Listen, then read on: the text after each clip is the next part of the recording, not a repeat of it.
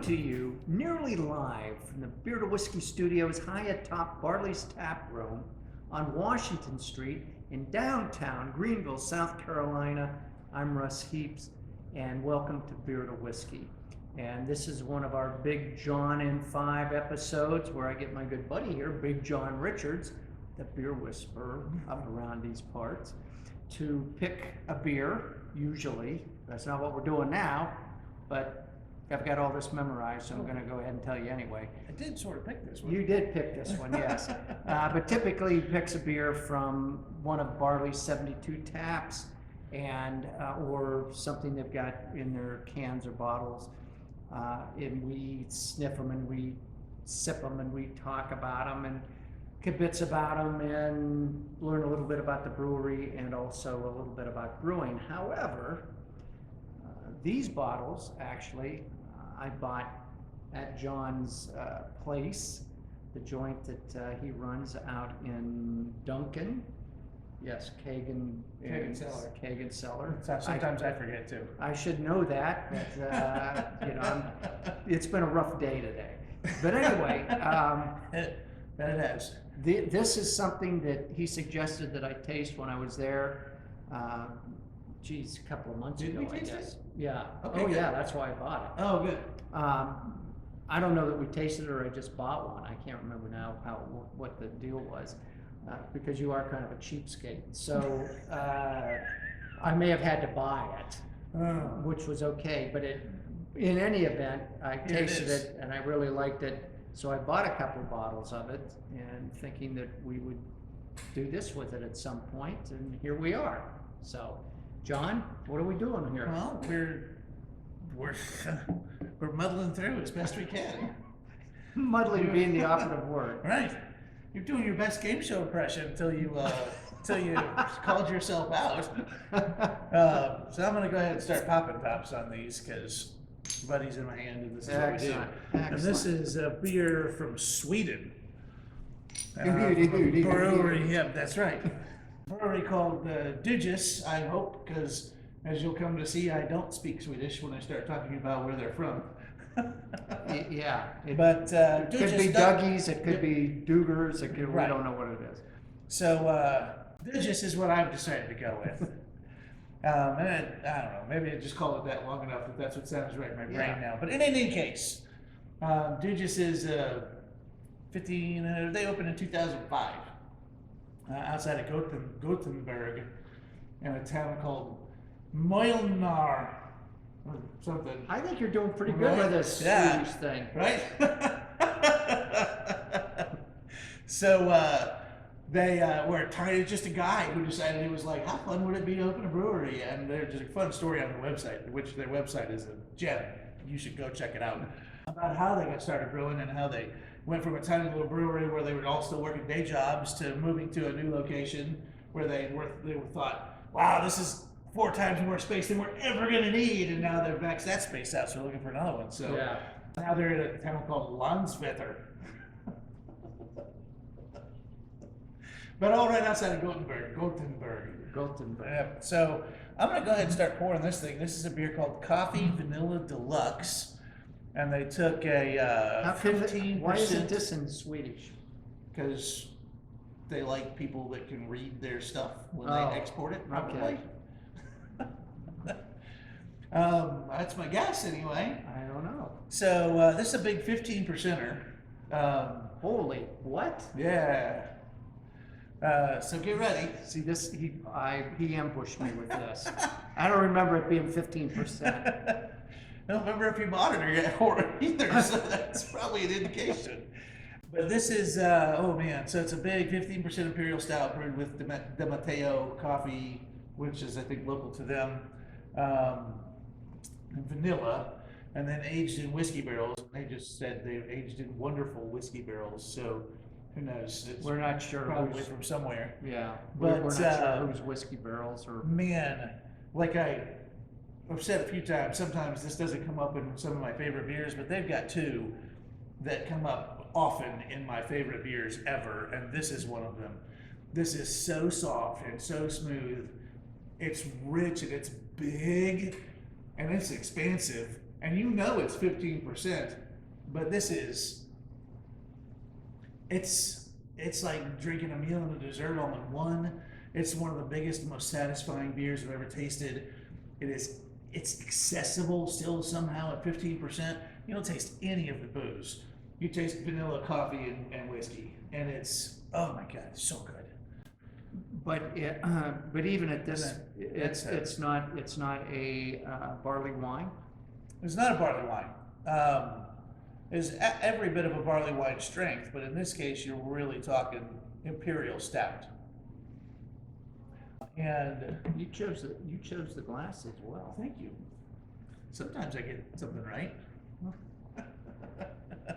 Let's take a sip of this before we start getting into what the difference between Imperial Stout and double IPA and barley wine are. Texas Because is a little like there's a taste that needs to happen here.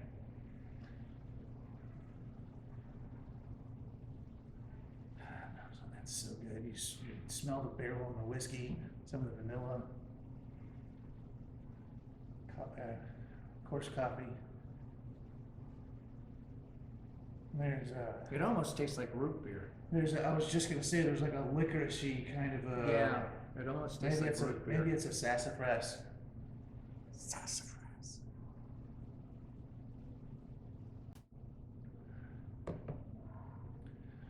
And it's just 5 or 8 degrees too cold right now too.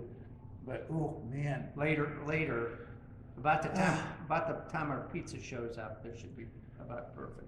there's a big caramel, Oh yeah. like sea salt caramel On the finish, way here. back here. That's Ooh, just yeah. lingering. Oh like my. like a God, like a that's big good. deep piece of taffy. Just this beer is bonkers. Oh, this is really good stuff. Yeah, I'm getting a little misty eyed. I don't know if I can continue. It's oof. I'm also a little sad, which we're gonna get to here in a second, or at No. least trepidatious.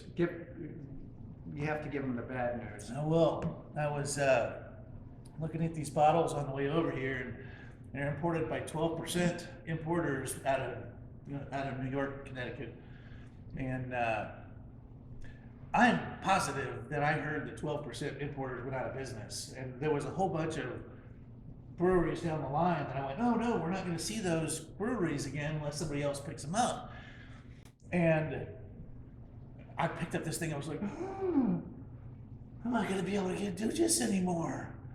But now I went and looked to make sure that I wasn't being dumb when I decided that 12% was closed, and I don't like on their like Google Map listing says they're permanently closed, but I can't find any other indication that they're closed.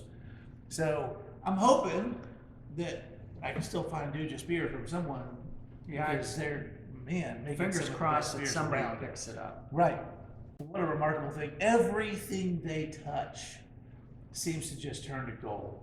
They make a sour that is, I think, almost without a close second, the best sour I've ever tasted. Yeah, but that's a low bar. So I'm not a sour guy. Who determined this? But even that, I think, would be a sour that even you would really even enjoy. Well, occasionally we've had a sour that I've sort of liked. And then they do some of this stuff where they get into these big monster beers and just make these things that come off so smooth and so easy. They got a beer that we have at my shop called Cola. These guys? Yeah. And they brewed it with half a dozen different ingredients and along with lime, which is one of the things, but it's ridiculous. It tastes like halfway between RC Cola and rum and coke. And it's only a 5%er, but I'm like, how did you make a beer that tastes that much like a rum and coke? They do some really, really crazy fun stuff.